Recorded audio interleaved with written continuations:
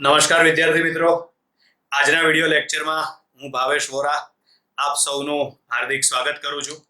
Chapter number 3 સુરેખ પથ પર ગતિમાં આગળનો ટોપિક છે સરેરાશ ઝડપ અને સરેરાશ વેગ. બરાબર, તો એમાં સૌથી પહેલા આપણે સરેરાશ ઝડપ વિશેની માહિતી મેળવીએ. બરાબર, આપણે આની અંદર સૌથી પહેલા સરેરાશ ઝડપ વિશેની માહિતી મેળવીએ. તેમાં આવશે પદાર્થે કાપેલું કુલ અંતર અથવા તો કણે કાપેલું કુલ અંતર. બરાબર, કાપેલું કુલ અંતર એટલે એને શું કહેવાય? એની પથ લંબાઈ. અને તે માટે લાગતા સમયના ગુણોત્તરને સરેરાશ ઝડપ કહે છે. બરાબર, પદાર્થે કાપેલું કુલ અંતર એટલે કે પથ લંબાઈ અને તે માટે લાગતો સમય, બરાબર, આ બંનેના ગુણોત્તરને સરેરાશ ઝડપ કહે છે. સરેરાશ ઝડપ માટે આવશે પદાર્થે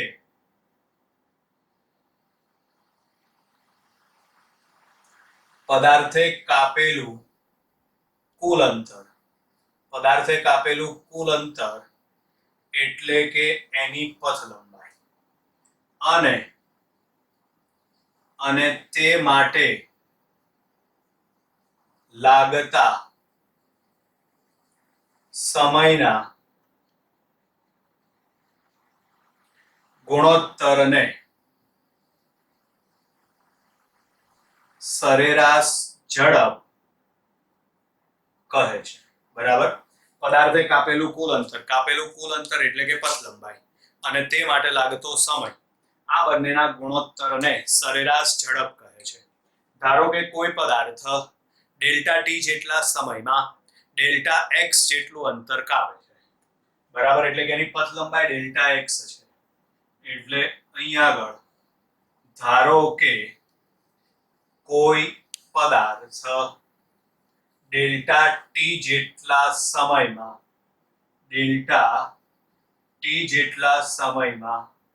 ડેલ્ટા એક્સ જેટલું અંતર કાપે છે. તો માટે સરેરાશ ઝડપ શોધવા માટેનું સૂત્ર યાદ રાખજો. આ સરેરાશ ઝડપ બરાબર પદાર્થે કાપેલું કુલ અંતર એટલે કે પથ લંબાઈ છેદમાં તે માટે લાગતો સમય. બરાબર, એટલે અહીંયા આગળ સરેરાશ ઝડપ બરાબર પદાર્થે કાપેલું કુલ અંતર એટલે કે પથ લંબાઈ છેદમાં તે માટેનો સમયગાળો. બરાબર, સરેરાશ ઝડપ બરાબર પથ લંબાઈ એટલે પદાર્થે કાપેલું કુલ અંતર ભાગ્યા તે માટેનો સમયગાળો. અહીં આગળ સરેરાશ ઝડપને દર્શાવવા માટે v બાર, બરાબર, અથવા તો આ રીતે પણ સંજ્ઞા વાપરવામાં આવે છે. આપણે આની અંદર આ ચેપ્ટરની અંદર આ પહેલી સંજ્ઞા વાપરીશું. પથ લંબાઈ એટલે કે ડેલ્ટા એક્સ, તે માટે લાગતો સમયગાળો એટલે કે ડેલ્ટા ટી. સરેરાશ ઝડપ શોધવા માટેનું સૂત્ર delta x upon delta T, જ્યાં ડેલ્ટા એક્સ એટલે પથ લંબાઈ, ડેલ્ટા ટી એટલે એનો સમયગાળો. ક્લિયર છે વિદ્યાર્થી મિત્રો? અહીંયા આગળ ચલો, હવે સરેરાશ ઝડપ છે ને એ અદિશ રાશિ છે. ગતિમાન પદાર્થ માટે સરેરાશ ઝડપ હંમેશા ધન મળે. એનું કારણ કે આપણે આગળ ભણી ગયા પથ લંબાઈ. ગતિમાન પદાર્થ માટે પથ લંબાઈ હંમેશા ધન હોય કે નહીં? પરિણામે પથ લંબાઈ ધન છે, એથી સરેરાશ ઝડપ પણ ધન જ મળે. છેદમાં સમયગાળો, સમય તો બધા માટે ધન જ હોય, સમય ક્યારેય ઋણ નથી હોતો. બરાબર છે, એટલે આપણને સરેરાશ ઝડપ હંમેશા ધન મળે. સરેરાશ ઝડપ એ અદિશ રાશિ છે. સરેરાશ ઝડપનો એકમ આવશે મીટર પ્રતિ સેકન્ડ અથવા તો કિલોમીટર પ્રતિ કલાક. મીટર પ્રતિ સેકન્ડ અથવા તો કિલોમીટર પ્રતિ કલાક. બરાબર, ગતિમાન પદાર્થ માટે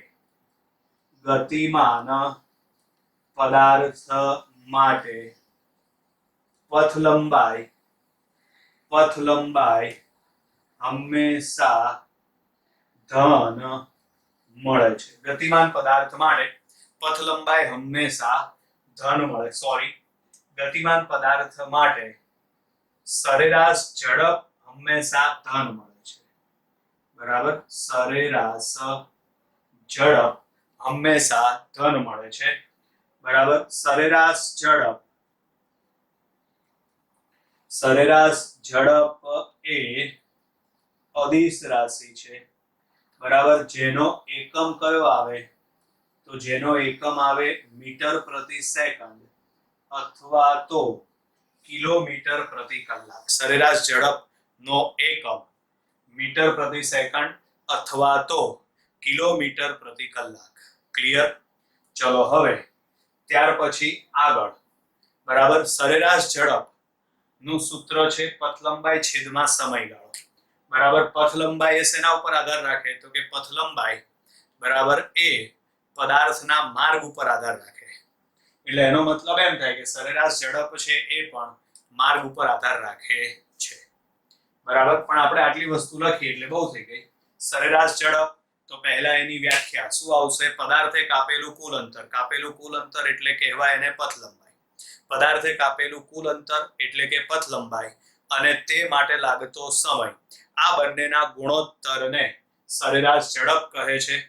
ધારો કે કોઈ પદાર્થ ડેલ્ટા ટી જેટલા સમયમાં ડેલ્ટા એક્સ જેટલું અંતર કાપે છે. ધારો કે કોઈ પદાર્થ ડેલ્ટા ટી જેટલા સમયમાં ડેલ્ટા એક્સ જેટલું અંતર કાપે છે. માટે સરેરાશ ઝડપ બરાબર સૂત્ર શું આવશે? તો સરેરાશ ઝડપ બરાબર પથ લંબાઈ છેદમાં સમયગાળો. પથ લંબાઈ છે ડેલ્ટા એક્સ અને સમયગાળો છે ડેલ્ટા ટી. એટલે કે આમ ગતિમાન પદાર્થ માટે સરેરાશ ઝડપ હંમેશા ધન મળે છે. સરેરાશ ઝડપ એ અદિશ રાશિ છે. એનો એકમ મીટર પ્રતિ સેકન્ડ અથવા તો કિલોમીટર પ્રતિ કલાક મળે. બરાબર, ચલો ત્યાર પછી આગળ આવશે હવે સરેરાશ વેગ. ત્યાર પછી આગળ આવશે હવે સરેરાશ વેગ. તો એની વ્યાખ્યા આવશે પદાર્થે કરેલું સ્થાનાંતર અને તે માટે લાગતા સમયના ગુણોત્તરને સરેરાશ વેગ કહે છે. ધ્યાન રાખજો, જો તમારે ઝડપ શોધવાની હોય તો પથ લંબાઈ ધ્યાનમાં લેવી પડે અને જો સરેરાશ વેગ શોધવાનો હોય તો તમારે સ્થાનાંતર ધ્યાનમાં લેવું પડે. બરાબર, એટલે સરેરાશ વેગમાં આવશે પદાર્થે કરેલું સ્થાનાંતર.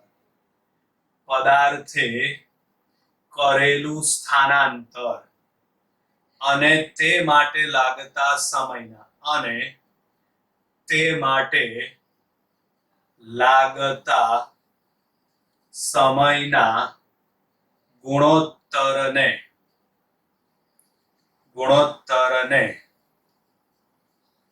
સરેરાશ વેગ કહે છે. પદાર્થે કરેલું સ્થાનાંતર અને તે માટે લાગતા સમયના ગુણોત્તરને સરેરાશ વેગ કહે છે. બરાબર, ધારો કે સ્થાનાંતર ડેલ્ટા એક્સ મળે છે. એટલે મૂળ સૂત્ર તો આના જેવું જ આવશે, પણ આપણે એનું સૂત્ર લખવાનું નથી. સરેરાશ વેગનું સૂત્ર આગળ તમારે ચોથા ચેપ્ટરમાં આવશે. આપણે ખાલી એનું સૂત્ર શબ્દોમાં લખવાનું છે. અહીંયા આગળ સરેરાશ વેગ બરાબર સ્થાનાંતર છેદમાં તે માટે લાગતો સમય. બરાબર, ધ્યાન રાખજો, સરેરાશ ઝડપ શોધવાની હોય તો તમારે પથ લંબાઈ ધ્યાનમાં લેવી પડે અને જો સરેરાશ વેગ શોધવાનો હોય તો તમારે સ્થાનાંતર ધ્યાનમાં લેવું પડે. એટલે સરેરાશ ઝડપ શોધવાનું સૂત્ર શું બનશે? પથ લંબાઈ છેદમાં સમયગાળો. સરેરાશ વેગ શોધવાનું સૂત્ર શું બનશે? સ્થાનાંતર છેદમાં તે માટે લાગતો સમય. બરાબર, હવે આપણે આગળ ભણી ગયા છીએ એ પ્રમાણે સ્થાનાંતર ધન, ઋણ કે શૂન્ય ગમે તે હોઈ શકે છે. એવી જ રીતે ગતિમાન પદાર્થ માટે સરેરાશ વેગ ધન, ઋણ કે શૂન્ય ગમે તે હોઈ શકે છે. બરાબર, સરેરાશ વેગ ધન, ઋણ કે શૂન્ય ગમે તે હોઈ શકે છે. બરાબર. સરેરાશ વેગ ધન ઋણ કે શૂન્ય ગમે તે હોઈ શકે છે. બરાબર. સરેરાશ વેગનો એકમ કયો આવશે? તો સરેરાશ વેગનો એકમ મીટર પ્રતિ સેકન્ડ અથવા તો કિલોમીટર પ્રતિ સેકન્ડ. સરેરાશ વેગનો એકમ મીટર પ્રતિ સેકન્ડ અથવા તો કિલોમીટર પ્રતિ કલાક. સરેરાશ વેગ એ સદિશ રાશિ છે. સરેરાશ વેગ એ સદિશ રાશિ છે. જેમ સરેરાશ ઝડપ અદિશ રાશિ છે તેવી રીતે સરેરાશ વેગ એ સદિશ રાશિ છે. બરાબર. ચલો પછી આગળ સરેરાશ ઝડપ અને સરેરાશ વેગ વચ્ચેનો સંબંધ. તો આ સંબંધ તમારે એમસીક્યુ માટે યાદ રાખવાનો છે. બરાબર. એમાં આવશે સરેરાશ ઝડપ greater than or equal to સરેરાશ વેગ. સરેરાશ ઝડપ greater than or equal to સરેરાશ વેગ. બરાબર છે. આને તમે છેદમાં લઈ જાઓ તો સરેરાશ વેગને તમે છેદમાં લઈ જાઓ તો માટે આની અંદર આવશે સરેરાશ ઝડપ છેદમાં સરેરાશ વેગ greater than or equal to 1. આનો મતલબ એમ થાય કે સરેરાશ ઝડપ અને સરેરાશ વેગ આ બંનેના મૂલ્ય સમાન હશે અથવા તો સરેરાશ ઝડપ નું મૂલ્ય વધારે હશે. સરેરાશ વેગ ક્યારેય પણ મોટો હશે નહીં સરેરાશ ઝડપની સરખામણીમાં. બરાબર. સરેરાશ ઝડપ અને સરેરાશ વેગ વચ્ચેનો સંબંધ આ તમારે એમસીક્યુ માટે યાદ રાખવાનું છે. ક્લિયર અહીં સુધી? ચલો હવે આગળની થિયરી છે તત્કાલીન ઝડપ. એટલે આપણી ચોપડીમાં તત્કાલીન ઝડપ તત્કાલીન વેગ આપેલું છે પણ વેગ આપણે ચોથા ચેપ્ટરમાં ભણવાનું છે. અત્યારે આપણે તત્કાલીન ઝડપ ભણવાની છે. બરાબર. ચલો તો તત્કાલીન ઝડપ માટે સરેરાશ ઝડપની ખામી શું? બરાબર. તો સરેરાશ ઝડપની ખામી કે તમે વચગાળાની અવસ્થાની કોઈ માહિતી મેળવી શકતા નથી. બરાબર. સમજવા માટે આપણે એક ઉદાહરણ લઈએ. જેમ કે આપણે અમદાવાદથી સુરત જઈએ છીએ. સમજજો ધ્યાનથી. હવે અમદાવાદથી સુરત સુધીનું અંતર 200 કિલોમીટર છે આપણે એવું માની લઈએ. બરાબર. અમદાવાદથી સુરત સુધી આપણે જ્યાં જવાનું છે ત્યાં સુધીનું અંતર માનો કે 200 કિલોમીટરનું છે આપણે એવું માની લઈએ.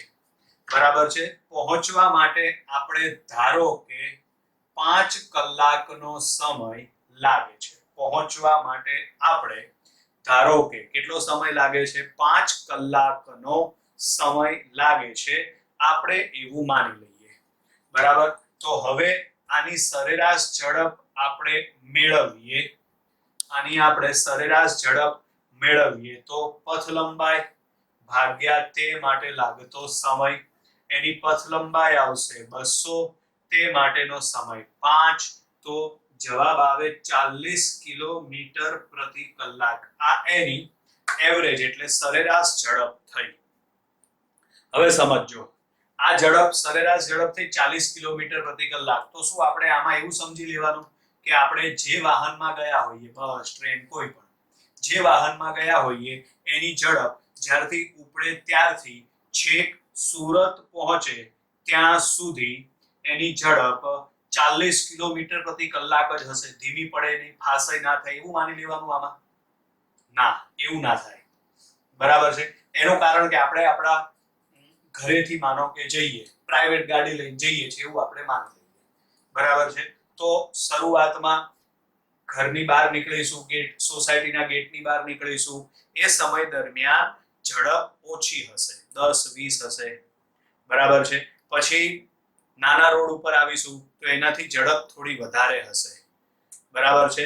પછી હાઈવે ઉપર જઈશું તો ઝડપ 80-90 સુધી પહોંચી જાય 100 સુધી પણ પહોંચી જાય આપણી ઝડપ. બરાબર છે.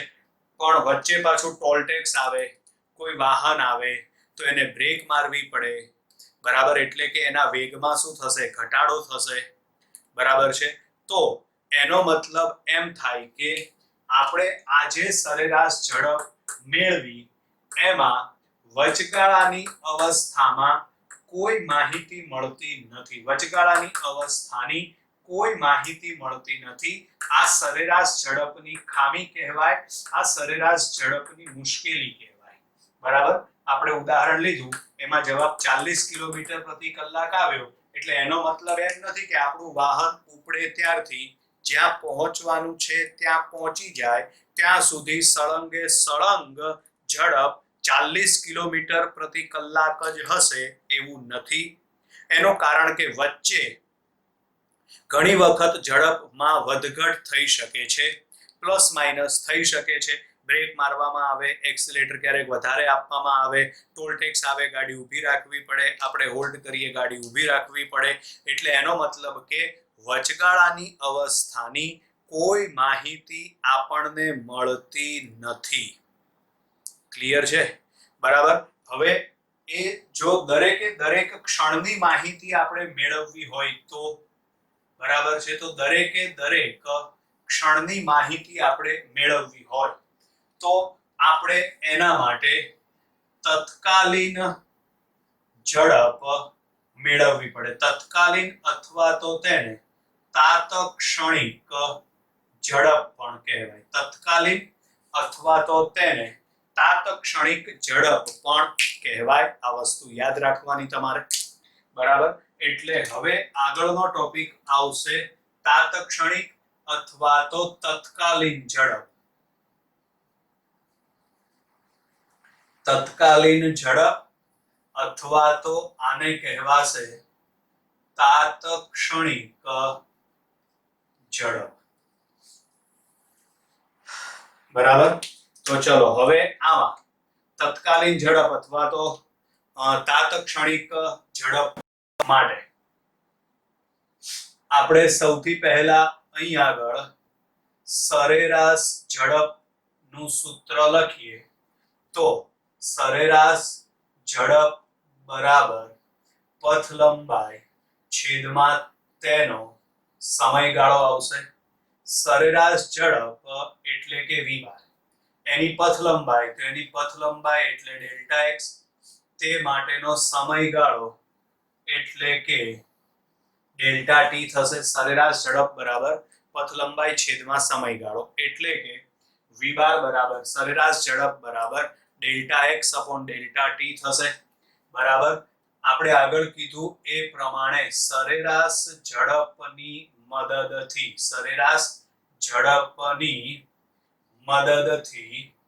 પદાર્થની દરેક ક્ષણની ઝડપ મેળવી શકાતી નથી. આ એની ખામી છે. બરાબર. દરેક ક્ષણની ઝડપ મેળવવા માટે આપણે તત્કાલીન ઝડપ શોધવી પડે. બરાબર. દરેક ક્ષણની ઝડપ મેળવવા માટે આપણે તત્કાલીન ઝડપ શોધવી પડે. બરાબર છે. અને હવે ધ્યાન રાખજો, તત્કાલીન ઝડપ મેળવવા માટે શું કરવાનું?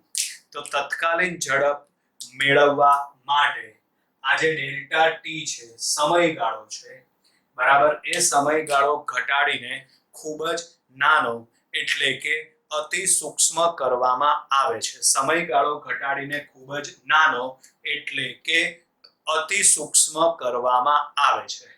બરાબર. તત્કાલીન ઝડપ મેળવવા માટે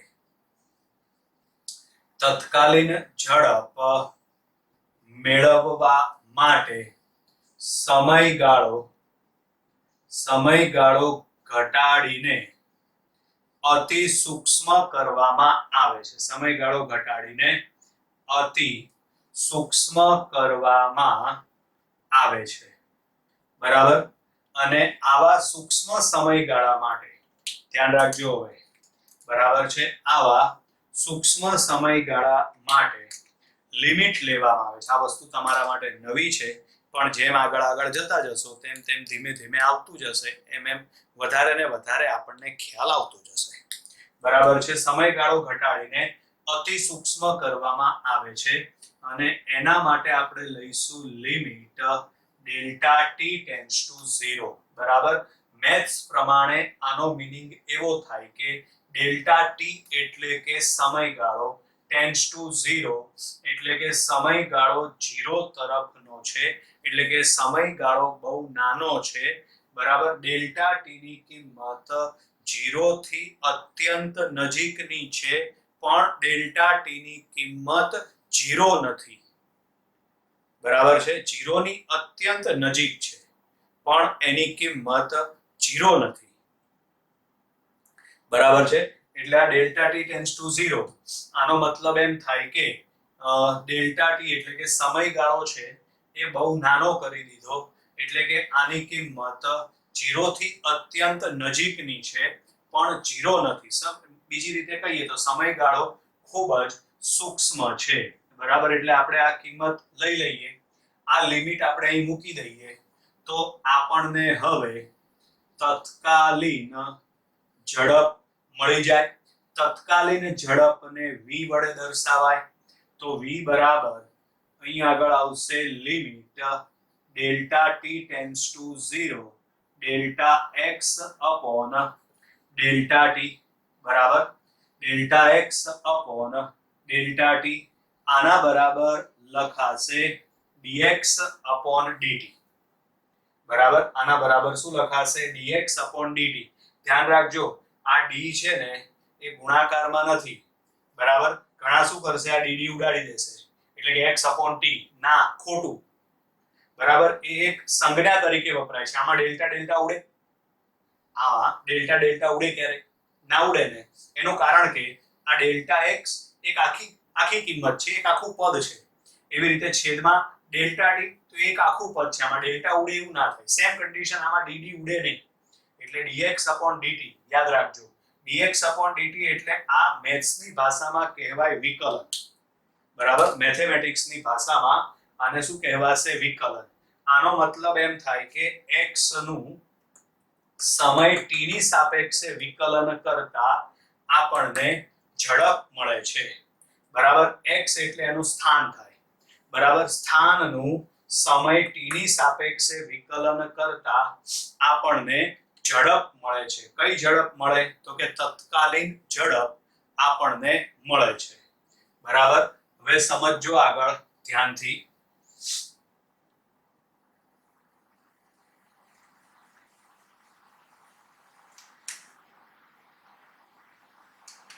ચલો, એટલે કે અહીં v બરાબર થશે dx અપોન dt.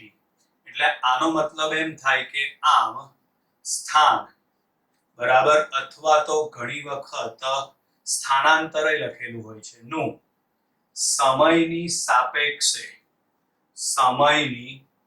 સાપેક્ષે વિકલન કરતા આપણને તત્કાલીન ઝડપ મળે છે. આપણને તત્કાલીન ઝડપ મળે છે. બરાબર. એક બીજું ખાસ વસ્તુ તમને છેલ્લે જતા જતા એક કહી દઉં. બરાબર. આપણે આગળ જોઈ ગયા એ પ્રમાણે વેગ છે ને એ સદિશ રાશિ છે. બરાબર છે. કોઈ પણ સદિશ રાશિને દર્શાવવા માટે બે વસ્તુની જરૂર પડે. કઈ બે વસ્તુની જરૂર પડે? તો એમાં આવશે મૂલ્ય અને દિશાની જરૂર પડે. બરાબર છે. હવે ધારો કે આપણે ખાલી એનું મૂલ્ય જ દર્શાવીએ, દિશા દર્શાવતા નથી કોઈ પણ ભૌતિક રાશિમાં. ખાલી આપણે એનું મૂલ્ય જ દર્શાવીએ, દિશા ના દર્શાવીએ. બરાબર છે. તો એ શું બની જાય? તો એ અદિશ કહેવાય.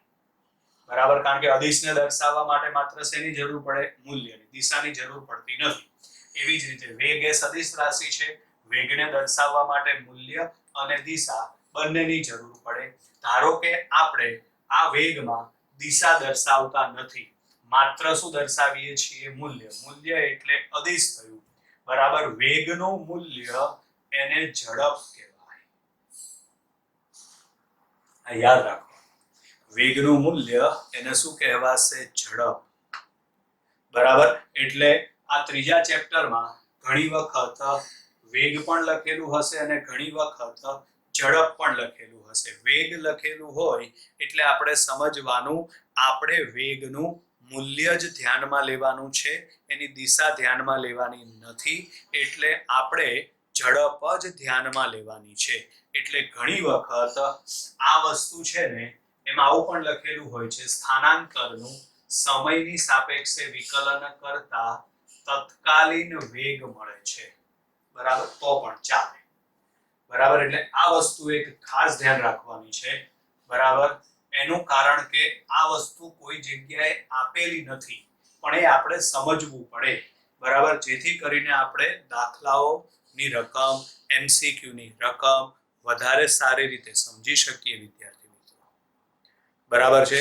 એટલે આમ અહીં આગળ આપણે આજનો વિડિયો લેક્ચર પૂર્ણ કરીએ છીએ. Bye bye.